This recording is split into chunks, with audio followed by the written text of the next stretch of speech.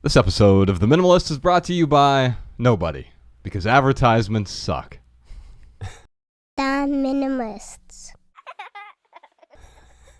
Hello, everybody. Welcome to the Minimalist Podcast, where we discuss what it means to live a meaningful life with less. My name is Joshua Fields Milburn. Ryan Nicodemus is on vacation, but don't worry. I have two people in the studio with me today. My lovely wife, Rebecca Shern, is here from Minimal Wellness. And then we have Joel Greene is here, the author of this new book, which I'll hold up if you're watching on YouTube. It's called The Immunity Code. And I can't wait to dive into this, because today we're going to talk about what it really means to eat in a balanced way. We're going to talk about improving our immune systems. We're going to talk about why our overall health is related to gut health. And we have a whole lot more to talk about and a bunch of your questions to answer as well. Joel, thanks for joining us today. Thank you. Thank you for having me. Yeah, man, this book is fascinating. Bex is a registered dietitian and nutritionist, and she's been helping me dive into the all of the knowledge that is packed into this book. And I'm really fascinated by this because a lot of it seems intuitive, but then also a lot of the stuff these are things I haven't heard before. Why is that? Yeah, that's an interesting one. I get that a lot about the book. That I haven't heard that before. It makes so much sense, but I haven't heard it. And I think part of the answer is kind of like herd behavior. Like, people in crowds do dumb stuff. The bigger the crowd, the dumber the stuff. Right. So accurate. So we just have kind of a herd that in terms when it comes to fitness in our bodies, and we've kind of gone this one direction, and we've all gone it. I've gone it. We've all done it. And like when you peel it back and go, wait, why are we doing this way? And you start to think about it, you come up with, I don't know. Why are we doing it this way? Yeah. It doesn't make a lot of sense. Yeah. And so there's kind of that going on. I think another aspect to it is that when every now and then when you go a particular direction in a paradigm, you kind of get to the end of that paradigm. And then what can happen is new information can come along, and it kind of snaps us back to center. And then you realize, wow, we were really off center. We didn't think that we were. Mm-hmm. And I think there's some of that going on in there too. Let's talk about some of the information that's in the book, because the way you describe it is an entirely new way to think about caring for the body. Mm-hmm. And the book is called The Immunity Code. Let's talk about what's important about the immune system. We obviously are starting to hear talk about the immune system now in the context of viruses and fighting off viruses. Mm-hmm. But let's talk about what the immune system is and why it's so important. Mm-hmm. Well, the first thing to understand is that we have this concept of immunity sort of as an ancillary thing. Like it's this sort of thing in a bottle that, I just need some zinc and some vitamin D and there, now I've got it. Now I have immunity. And it's this idea that like there's a Christmas tree and immunity is another ornament on the tree. That's kind of the idea. And when you begin to like really like dive down into mechanistically like how the body works and look at like the mechanisms in the body, what you come up with is that actually no, immunity is the tree. And everything else is the ornaments. It's the foundation. And so we have this idea of immunity that, it's sort of like ancillarized into, well, take this and that, and now you've got it. And when you really begin to work through how to have real immunity, it begins to touch everything. It touches every part of the body. So it touches body fat. In fact, it turns out that actually immunity governs body fat. Wow, immune mechanisms govern body fat. Things like very specific immune cells, immune signals, they all govern body fat. And then when you look at the gut and you look at like what governs the gut, well, it's really immune mechanisms that govern the gut. And every part of the body, you find this is true. When you look at aging, it turns out that aging actually really is, you can best describe aging sort of like as the body begins to treat with age, begins to act like age itself is just an injury. It's just a system-wide injury that never resolves. Mm-hmm. And so you begin to see that immunity is the foundation, and the mechanisms that are in immunity are the foundation of everything else in the body. And so that's a different shift. That's really fascinating. So especially with the COVID epidemic right now, do you think the younger population, because of the large prevalence of people who are overweight and obese, like is that what's driving the immune issue there? But at an older age, it's a different mechanism? Yeah, that is a fantastic question, and actually very accurate. So what you see is, so first of all, let's start with people who are elderly populations. What you see with elderly populations and sort of susceptibility to things like COVID is that they are in a constant state of what we would call sort of oxidative stress, okay, or redox imbalance. And what that really kind of points to is that, your body has a sort of a natural system for balancing sort of, free radicals, antioxidants. And when the natural reductive systems in the body get stressed, so things like glutathione peroxidase, catalase, superoxide dismutase, when those things get overworked and stressed, then the body gets into what's known as oxidative stress, meaning it's just trying to keep up. And so what you see with older populations, with like aged populations, is you see that they're kind of in a sort of a persistent state of oxidative stress from what we call inflammaging, or rather like an overactivation of the inflammasome. And so meaning they have this kind of like essentially what is an immune reaction. The way that immunity typically works is you have sort of this initial recruitment or onset of, kind of first responders. These are things like very specific types of macrophages and secretory IgA, very specific types of antibodies. And then in the process of resolving an injury or an attack on the body, those things have to go away. And then a different aspect of the immune system has to kick in, and resolution happens. But what you see in older populations is they never get to that state. They're just in this constant state of what we would call kind of the first responders being there. And so these are things like, senolytic cells, overactivation of very specific immune signals. And so they're in oxidative stress. And it's that oxidative stress that lends itself out to susceptibility to things like COVID-19, because when you look at like very healthy populations, they kind of have more or less a redox balance. They're in balance with sort of the reductive capacity of their body. And so what you see is like with COVID-19, that it has a much more difficult time docking, has a much more difficult time getting hold to the cell membrane, to the ACE receptor. And it's because they're in redox balance. So it never really gets underway. Now, when you look at obese populations, you see something very similar. That gets really interesting. So what you see with obese populations is they have very similar issues in terms of inflammation, and in particular inflammation of body fat. So what you see is that when body fat becomes inflamed, it acts like a giant megaphone, and it affects the entire body, especially as you age. So body fat is kind of a crux variable in regulating and modulating inflammatory signals across the entire body. And the really sort of interesting revelation that's come down the pike over the last few years is that weight cycling can spawn the same thing. So, I'm fat, I got to do something about it, go on a diet, lose some weight, and then, rebounding. Well, what happens over time by doing that is you actually begin to stress the extracellular matrix that holds your fat in place, and it gets stiffer, and as it gets stiffer, it takes on an inflamed profile. And that inflamed profile just magnifies inflammatory signals across the body.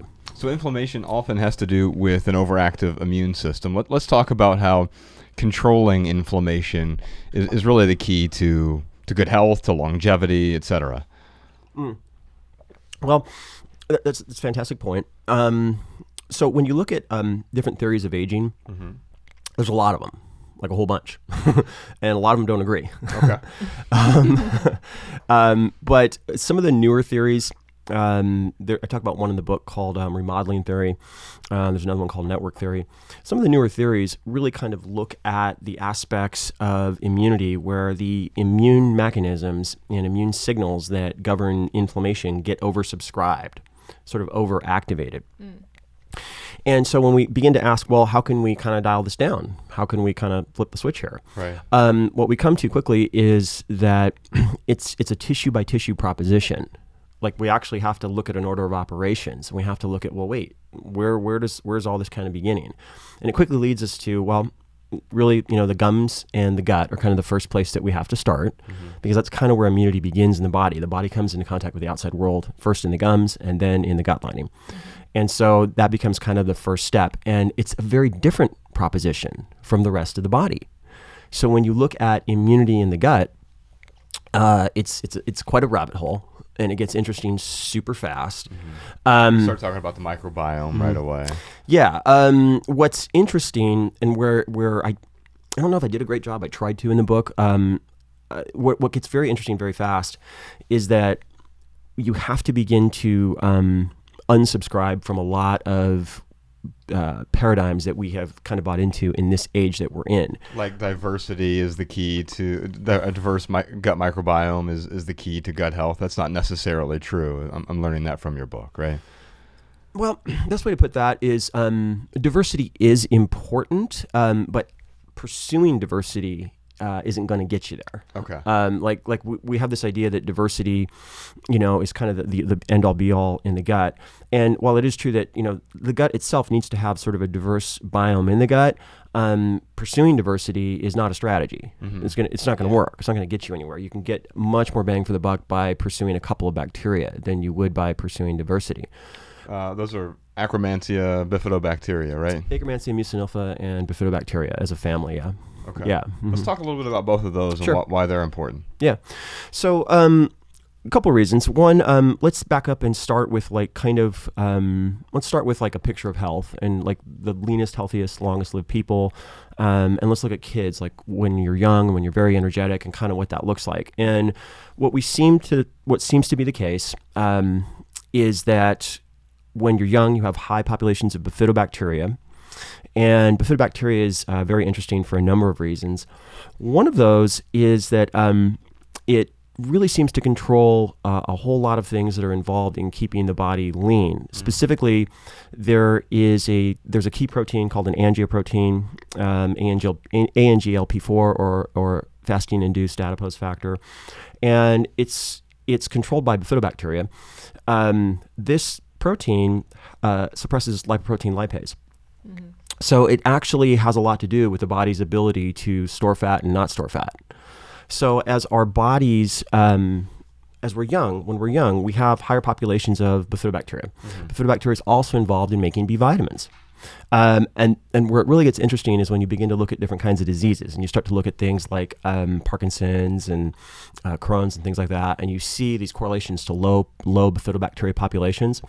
Right. That's really interesting. And then sort of anecdotally speaking, what you see happen is when you begin to restore these things, you see the symptomology of these things lessen significantly and rapidly, like very fast. I've personally witnessed it. Let's talk about how do we restore these things. So whether it's bifido or Akkermansia, you have some sort of hacks in the book.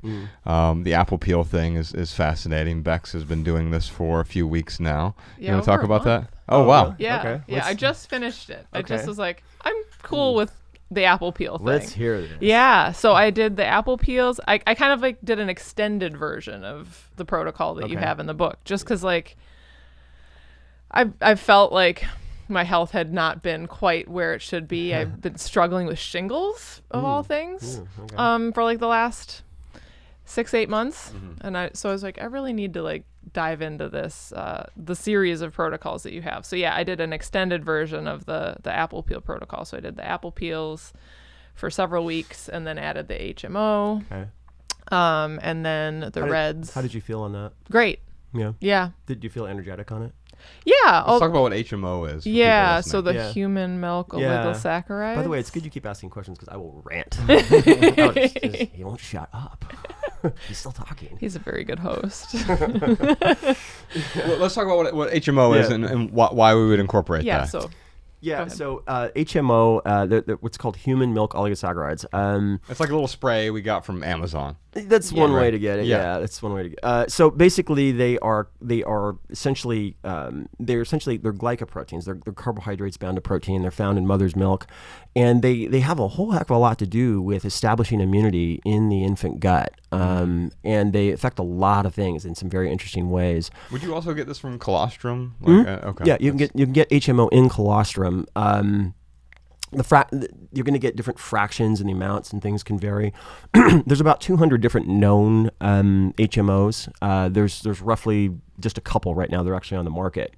But they seem to have some very remarkable properties with respect to restoring the gut and helping the gut One of the things we have to look at is if you want to establish immunity in the gut, you have to look at how immunity began in the gut. And the way immunity began in the gut was you got mother's milk. And in mother's milk were these things. And these things do some very interesting things. They act as decoys for different kinds of pathogens. So that there's a thing called a histo blood group antigen. And HMOs actually mimic these structurally. So they actually can prevent things from binding to the mucosa of the gut lining. The mucosa is just the outer layer of just the inner lining, the inner lining of the gut. They can actually prevent different types of things, pathogens from binding to that, and they also help to stimulate bifidobacteria in the gut. So if we were to look at what can we look at to if we were to build the perfect human gut, where would we start? And there's a short list that comes up quickly. We need aminos for a number of different reasons, and we'd probably want to throw in HMOs, and then we'd probably want to throw in very specific phenols. Very specific phenols. And so we would get those from dark fruits. Dark fruits, yeah. Blueberries, strawberries. Yeah. So there's a few things going on there. Blackberries, blueberries, strawberries. There are phenols in there, anthocyanins, things like that, and those are food for bifidobacteria. And then specific to apple peels and the protocol that you did, what you find is that there's very interesting molecules that are in the skin themselves of apple peels. There's what's called a highly polymerized procyanidin, and they're basically, long story short, there's these massive sugar molecules that just don't break down because they're so big, and so they sit in the gut and they ferment, and they just happen to ferment in the right place, and Akkermansia feeds on those things. Right. So, as a cocktail, when we look at red phenols, apple peels, and HMOs, it's a pretty good cocktail. Now you often talk about order of operation and how important that is because, and to me, it makes sense. The analogy I would use, if you bake a cake but you do it in the wrong order, you're going to screw everything up, right? and so what I've noticed about this is it would be really convenient if you could just say, well, here's the list of 12 things. You take these and you're good to go. It's well, it's sort of that, but it's also you have to do this in the right order. So the apple peel thing was, I believe, a first step in many respects to try to increase the Akkermansia in the gut, right? Yes, that was so the way to look at it is changing the oil. When people come into the book, the very first thing is most of us have issues in the gut and we don't really even know it, or we do know it and we can't do anything about it. And so let me just say those issues could manifest in different ways. Some people see it as a gluten intolerance per se, or a dairy intolerance, or even a intolerance to fiber, right? Yes. So how do these things manifest, and then what's the order of operations to start addressing these? Oh my gosh, talk about a rant. Here it comes. Let's do it. Prepare your representatives. Well, all right. So so you asked me up front, why haven't I heard this before? I think one reason is that we have a culture that has really subscribed to narrative as a way to explain things. And I love narrative. Sure. Narrative's great. Narrative is very powerful. We can learn a lot from narratives. Every now and then, though, you need to go to the structure function of something. Like a narrative would be, it's a Tesla and you stomp on it and it is a 10-4 quarter. Okay, and you'll smoke everything. Right. But mechanistically, it would be, well, it's got an electric drive and it goes into the motor. The motor sits right next to the wheel, and the reason it's so fast is because you have torque that's instantly, and you get into the mechanisms. Right. Okay, so every now and then you need to break the mechanisms down. That's never been done. Nobody's really broken the mechanisms down of why your question is relevant. So mechanistically, when you begin to look at this, and I'm kind of going to cover this in a broad sense, but I think it's really important because people need to understand mechanistically why these things happen. So when you look at the inside of the gut, okay, what you quickly see is that the lining of the gut is different from any other place in the body. What's really different is that it exists in a super oxidized state. That's normal for the gut. And so because of that, it's mechanistically has very specific particulars, meaning things like immune cells that normally would encounter a very specific immune signal like interleukin 1b and would just set off a 4-fire alarm. They don't do anything in the gut when they see that. So they are attenuated to the oxidative environment of the gut lining, highly oxidized, think of it in terms of highly oxidized, oxidation is like rust.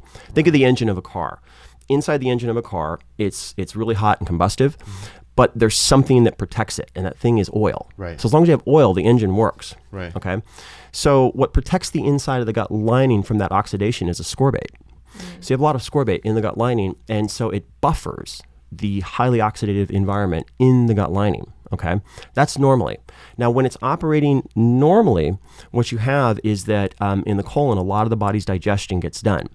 And in the colon, there's a very special fat called butyrate that allows those cells within the colon to feed. They live on butyrate. And when everything's working fine, the way things work in the gut is that butyrate is the main fuel inside of there. Okay. But what happens is when the gut gets deprived over very long periods of the raw materials it needs, what begins to happen is the ascorbate in the gut layer gets bled down.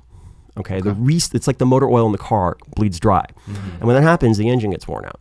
So when ascorbate in the gut lining gets bled down, what happens is a key point comes where a switch gets turned.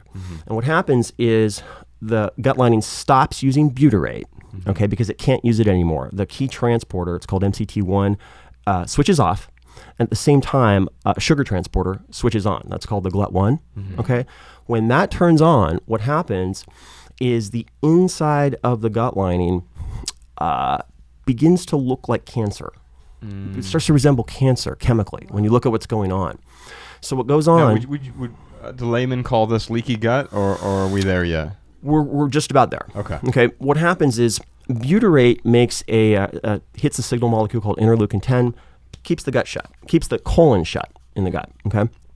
When butyrate stops working in the gut and the gut begins to use sugar, which is a backup fuel, it can use sugar for a while, but not for long periods. When it begins to use sugar for very long periods, what begins to happen in the gut is that the inner lining of the gut gets highly, highly oxidized and it gets damaged. So just think of it, the motor oil is not working anymore. Okay. When it begins to get damaged, suddenly the gut starts to open up.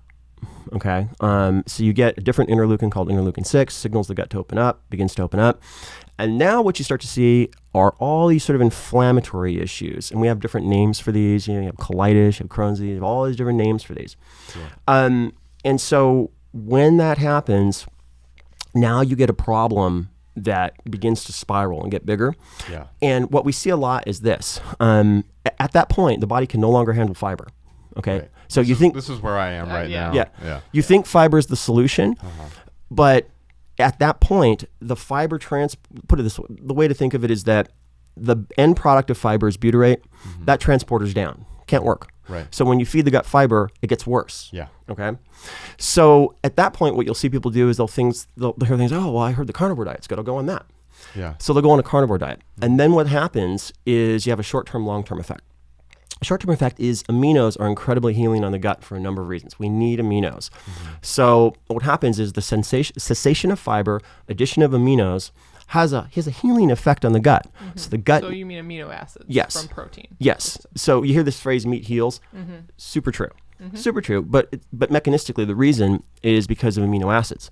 So you have amino acids in the gut, like glutamine, you have arginine, you have all these different amino acids. What they do is they are very healing on the gut, and they affect different immune mechanisms. So you see an amelioration of the irritants, fiber, because the fiber transporters aren't working. But now you have a bigger problem. Right. The bigger problem you have now is that you still need butyrate. The gut still needs butyrate, and it's still going to make it. Right. So the gut has two ways to make butyrate. One is by what's called sarcolytic fermentation, meaning carbs. So here's what you get on this side of the equation. This is the carb side. On the carb side of the equation, you get two end products. One is what's called your short-chain fatty acids, okay? Yeah. And the other basically is sort of phenolic compounds, which more or less equate to antioxidants as your output. Okay, so you're going to get antioxidants here, and you're going to get short-chain fatty acids here, okay? The trick here is the ratios, is everything. So what happens is when you're making butyrate from carbs, as you're coming down the daisy chain of converting into acetyl-CoA and converting that into butyrate eventually, what happens is there's a feedback loop that happens, and this is critical. In that feedback loop, you're going to get acetate, butyrate, propionate. Acetate gets resalvaged back into acetyl-CoA and makes more butyrate. So at the end of that, you get butyrate, little bit of acetate, moderate amount of propionate. Okay. That's super important. And then with that, you get essentially antioxidants. Okay. Now, when you shove that out of the way and you're making amino acids from protein, you've got two ways you can go. One is what's basically the ketogenic path. Okay. And on that path, there's no salvage path back from acetate into acetoacetate. Okay. So what you're going to end up with is higher ratios of acetate, lower ratios of butyrate, and then higher ratios of propionate. That's super important because acetate basically helps the body store fat. In fact, it's why you get fatty liver for the most part.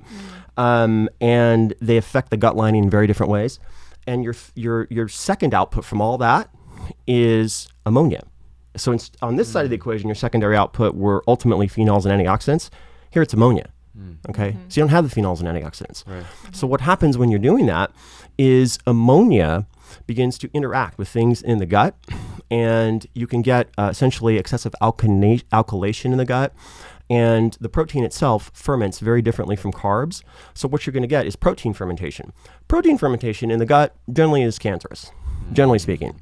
You can offset it with fiber, but now by itself in the short term, it's not that big a deal.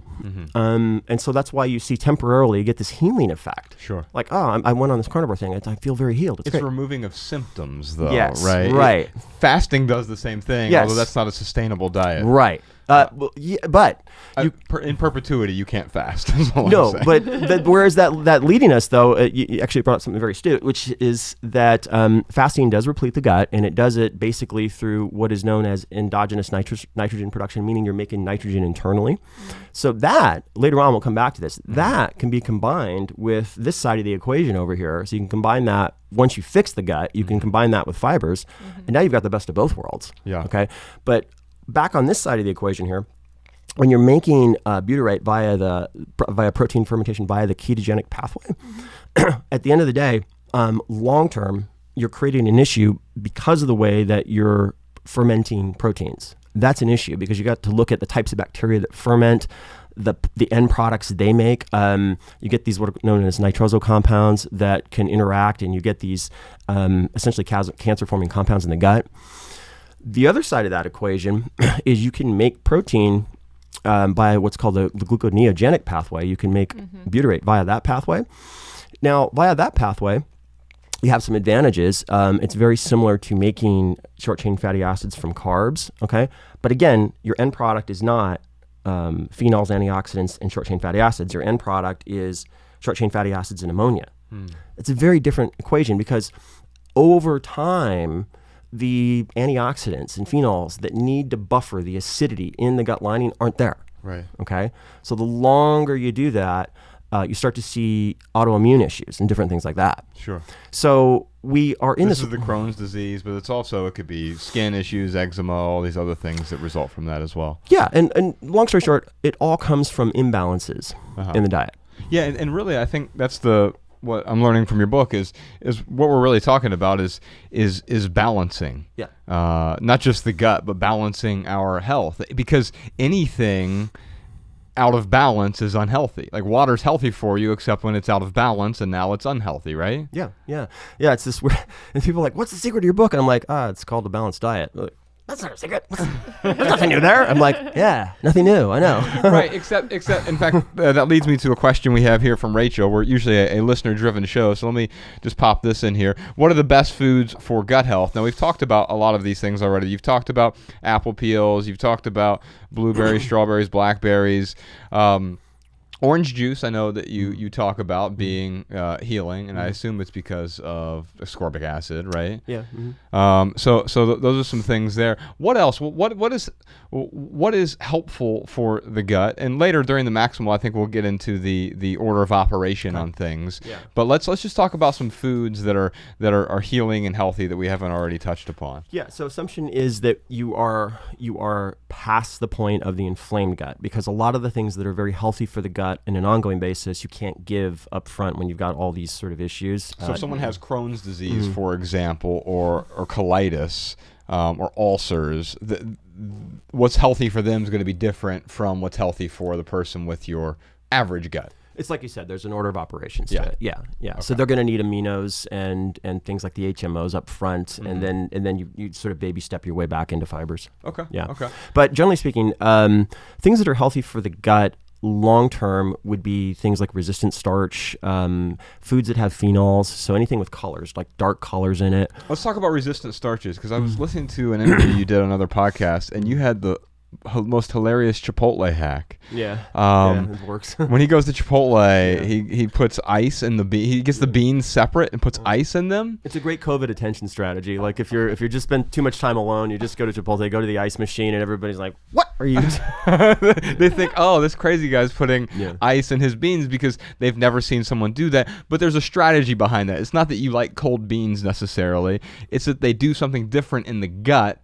What other foods are like that besides the cold black beans? Potatoes. Okay. So potatoes. Potatoes. Cold potatoes. Yeah. In fact, there are you can look this up. There's potato diets out there where people eat nothing but potatoes and get ripped. Yeah. On potatoes. Yeah. Okay. Potatoes do that. Just generally speaking, garbanzo beans are fantastic. Probably like if you're a vegan, garbanzos would be my top of the list because they have so much protein in them, but they also have very special long chain carbs in them that are very sensitizing for insulin. So they're kind of a wonder food for both body fat and for the gut. They're very, very effective. Yeah. But only cold, right? Is that the key? Well, the difference to think of it is this way. There's a state in which certain resistant starches don't feed you. They feed the bacteria in their gut. And then there's a state where they feed you. So in one state, a lot of different kinds of resistant starches, when they're cold or cooled down, the food in them is really not digestible by you. Not all of it, but most of it. And you're feeding the gut. You don't get a lot of energy from it. But when you heat them up, those long chain starch chains break down into simple sugars, and then it feeds you. Gotcha. Yeah. Okay. Man, there's so many things I want to talk about here on the minimal before we wrap this up. Let's talk about eating in threes really quickly. I found this to be fascinating, and since I've made some changes recently, it's amazing how my satiety is affected by my previous meal. And it took me 40 years to figure that out. Right. Yeah. Talk to me about that. Yeah. Well, so there's this really new, fascinating body of research that has to do with meal-to-meal sequencing. And it's very science-based, and we're just simply looking at the effect that a previous meal will have on the next meal. And you can look at all these parameters of the previous meal. So you can look at what was in it, what state was it in, how did you combine it, how much time before the next meal. And then based on all these sort of levers, you get all these different effects at the next meal.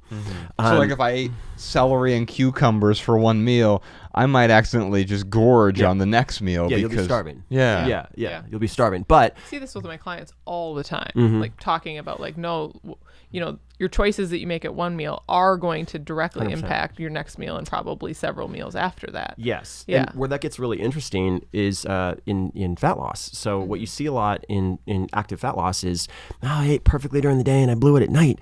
And very common. And the reason is that you have to set up the evening in the morning. So the things that, and again, there's good research on this. Like there's research showing that if you have an egg at breakfast, you're going to have 24-hour total food intake is going to be slightly less. If you have barley at night, you're going to be have much greater insulin sensitivity in the morning. If you have a whey protein preload 30 minutes prior to a higher sugar meal, then you're going to have lower glucose area under the curve. And so we begin to look at meal-to-meal sequencing. It's like jiu-jitsu. It's like suddenly you have all these outcomes you can produce. A good example would be peanuts, a small amount of peanuts together with an orange. As a preload meal, you're going to eat much less at the next meal because of the satiety value of both of those. So preload meal would be like 30 minutes before the main meal. Right. You're sort of priming yourself to eat less by it's almost counterintuitive because like, well, I don't want to eat 2 meals within a 45-minute window, but it's actually it's almost like an appetizer in a way. Well, we've been primed to think that the only variable in the equation is calories, but really sometimes you'll actually increase calories, but to increase calories, you'll increase insulin sensitivity and you'll decrease total food intake. So it's just really thinking along different lines. That's all. But it's power. There's a lot of power in doing it. Yeah, and in the eating in threes in particular. Let's talk about a few. Actually, I'm going to save the niacin and zinc conversation. We're going to be talking about sleep in a little bit as well. Nika says, what's the 411 on vitamins and supplements? Do they help our immune system? Yes.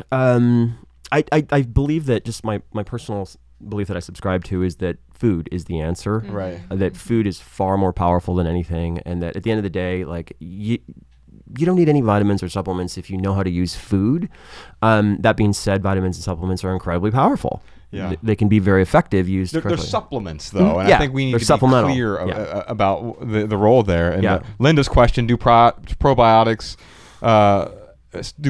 supplements really help in any way? That was a very popular question. We had a bunch of people ask this, and I know you're not the biggest fan of probiotics because they can lead to some trouble. I just think that the proper place of probiotics is in the hands of a very skilled practitioner.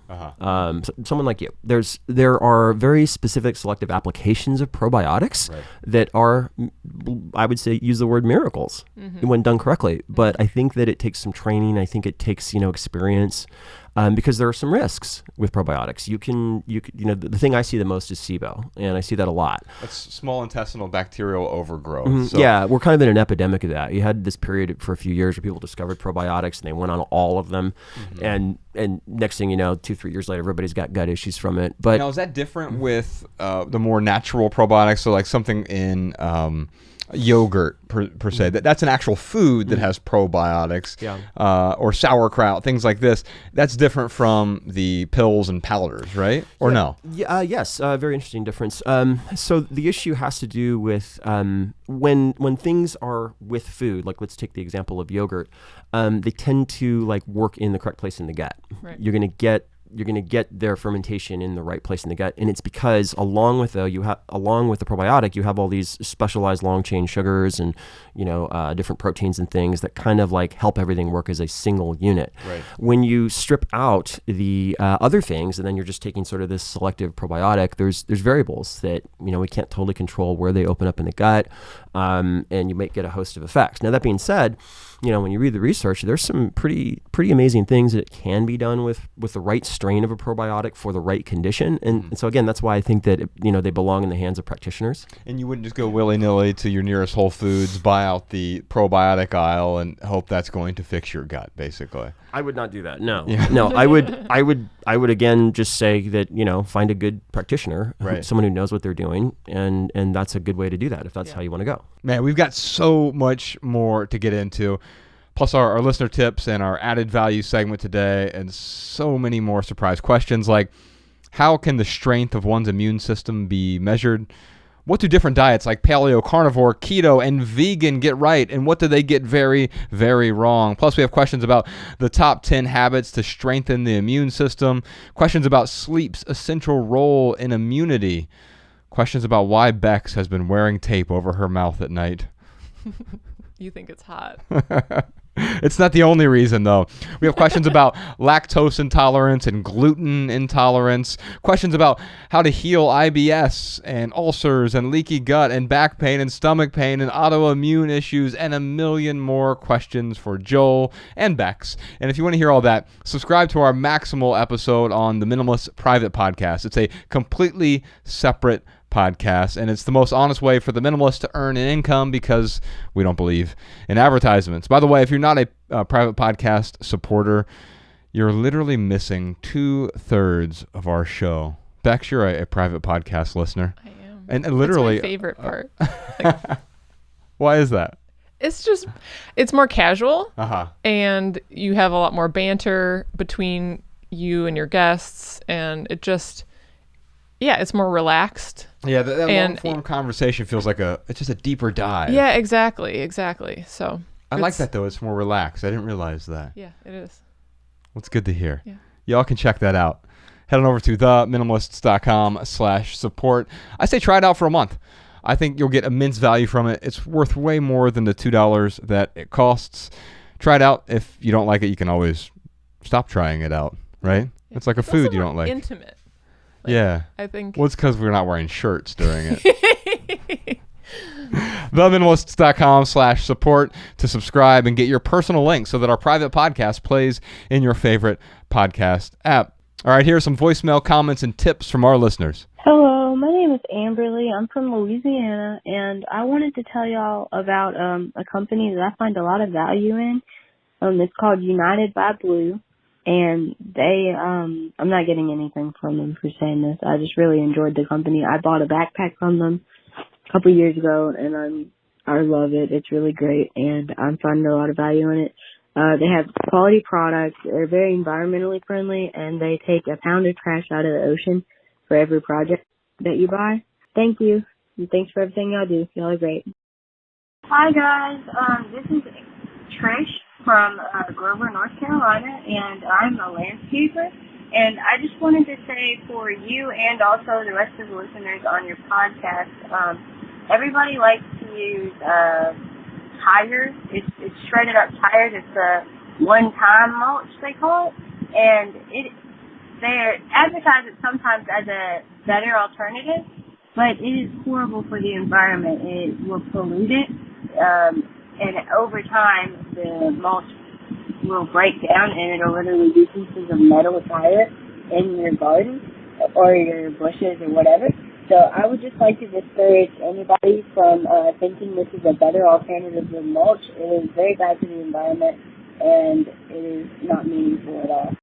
All right, y'all. Thanks again to Joe Greene for joining us today. You can check out his new book. It's called The Immunity Code. We'll put a link to that in the show notes. Also, his website, Veep Nutrition, VEEP nutrition.com. A link to that as well. He has some courses to help you improve your health there. You can also follow him on Instagram. He just joined Instagram, y'all. Give him a follow at The Real Joel Greene. We'll put a link to his Instagram. I think it's just at Real Joel Greene. We'll put a link to that in the show notes as well. For our added value this week, Bex, Descansos Gardens. The botanical gardens. Yes, we're going to talk about on the Maximal episode about getting out in nature and the key role and how that helps our immune system. And sometimes it's hard, especially if you live in a city, to get out in nature. Yeah. But this was an opportunity for us to do so relatively recently. And it's in the middle of the city, but it doesn't feel like it when you get there. Not at all. It's quiet, and there's birds everywhere, and lizards, and probably snakes, but thankfully we didn't see any snakes. I think there were fish in some of the ponds. There were. Yeah. Yeah, so I guess if you live in the greater Los Angeles area, Descanso Gardens is a great spot to go. But if you don't, and you're looking to get out, especially during these weird, trying times where we're not under quarantine, but life is certainly different from what it was, getting out in nature, quite often there are just these beautiful botanical gardens in your city. Within a 5, 10, 20-minute drive of where you are, we take for granted the places that are right there in our backyard. Growing up in Dayton, Ohio, I think I went over 30 years without going to the Air Force Museum, and I didn't start going back there until I went there. I started going back to Dayton, and then I would go there all the time after going back. With whoever you were going with. Yeah. Showing Dayton too. It's like, oh, you got to go to the Air Force Museum, right. Which you do. Yeah. It's amazing. Right. Yeah. Until you get to the nuclear silos, then it's a little bit depressing. Yeah, then it's like, okay, we got to go now. So avoid nuclear silos and instead find your local botanical garden. Yeah, I think that's our added value. You did take me to a botanical garden in Dayton, though. I did. Do you remember what that one was called? Yeah, it's in Springboro. What's the one in Springboro, Sean? It's right off of 741. I don't know. We'll put a link to it in the show notes, though. That was a good one. All right, real quick for right here, right now, here's one thing that's going on in the life of the minimalist, sort of. Bex is starting a podcast. It's a relationship podcast. It's called How to Love, and it's coming out next month in January. And I don't have a link for you right now. I'll tell you what the link is, but it's not going to, you're not going to be able to listen to anything yet. howtolove.show will be the link for that. And she's been kind enough to ask me to co-host with her. So I will tag along for Bex's podcast. It's called How to Love. It's a podcast about relationships and sex and parenting. Maybe in that order, maybe not in that order. Yeah. Emphasis will shift depending on the episode. I can't wait to have some conversations with you. It'll be awesome. Yes, it will. You can follow her on Instagram at Minimal Wellness, and you'll be able to find more details about when that podcast comes out. You can follow The Minimalists on Facebook, Twitter, and Instagram at The Minimalists. Come to one of our live podcast shows. Visit the minimalists.com/tour to find a city near you. If you have a question, comment, or minimalism tip for our podcast, email a voice memo to podcast@theminimalists.com. You can comment on this episode at youtube.com/theminimalist. And if you want our show notes in your email inbox, sign up for our email list over at theminimalists.com. And you'll also receive our Simple Sunday emails whenever we send those. And if you leave here today with just one message, we hope it's this: love people and use things, because the opposite never works. Thanks for listening, y'all. We'll see you next time. Bye. Every little thing you think that you need, every little thing you think that you need, every little thing that's just feeding your greed. Oh, I bet that you'd be fine without it.